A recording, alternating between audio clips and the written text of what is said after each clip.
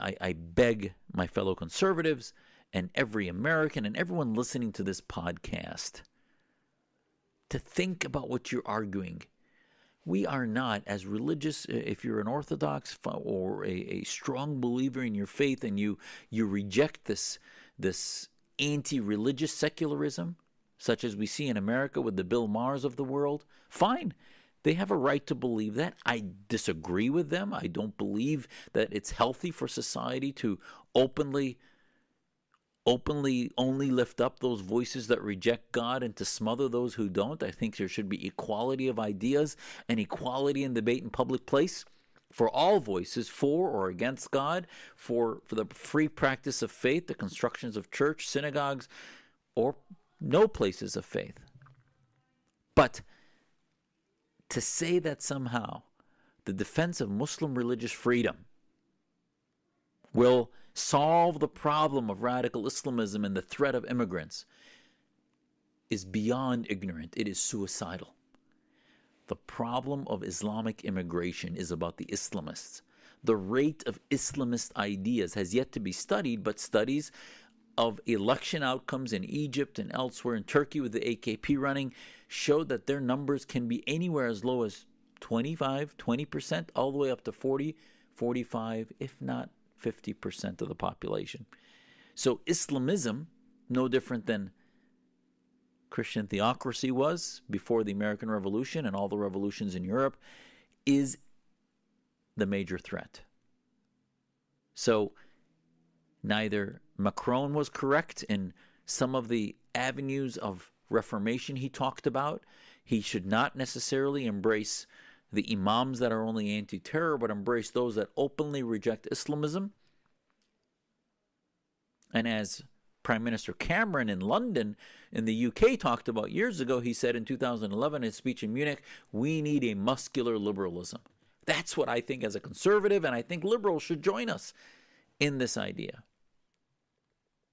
But when I see conservative writers reject secularism and do so under the altar of protecting Muslims from bigotry and from minority politics, I would tell you that that's intellectual malpractice. Yes, bigotry is growing, and he cites in his piece here, 73% of respondents in France said they had a negative view of Islam. 90% said wearing the headscarf was incompatible with life in French society.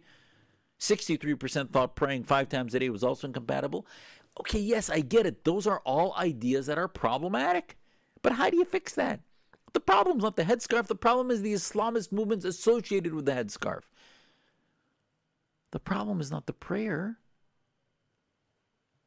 but the Salafism, the ultra-orthodoxy associated with those who insist on praying in the streets of Paris instead of praying in their mosques, praying in the parks or wherever at home. It's a difference. There's moderation and celebration of faith versus extremism. We have a saying that I've told you here on this podcast before. Are the Muslims that we work with, embrace the society, are they French who happen to be Muslim or Muslims who demand to be French? It's a big difference. They come into the society demanding rights as Muslims, not as French. We say in America, are we Americans that happen to be Muslim or Muslims who demand to be American? Again, the second part is a victim-minded complex. The first is a humble American one that celebrates the ability to be free, to be religious, to be pious, and to be Muslim. So I can't tell you how important this issue is. We need to come together as Americans, as French, as Germans in each of our countries. But I think the conservative movement needs to begin to look at how to articulate this. Because if we simply use Muslims as a foil to defend religious minority rights, you're going to ignore and in fact empower the Islamists within to continue to dominate our society, that as if the fundamentalists who have the observancy of the faith around their head, around their neck, around their body, in their mosques, wherever it might be, that they somehow are the penultimate Muslims, while those of us who are humbly Muslim at home and in our morality and in our belief system and our character and our integrity, that somehow those Muslims are lesser Muslims because we're not as publicly flailing about our faith. So I think conservatives need to revisit that. Islam is in that time in history in which it's coming to battle with those who seek to hijack and dominate the public place with Islamic identity and marginalize the business community, the reason-based intellectuals. And even, I'm so surprised, even the conservatives are rejecting us in the name of one-upsmanship against the secularists that have now been having this debate against the social conservatives, if you will, in America, that I might agree with on many things, but yet have forgotten what context American Islam, global Islam is in this time in history compared to Western religions.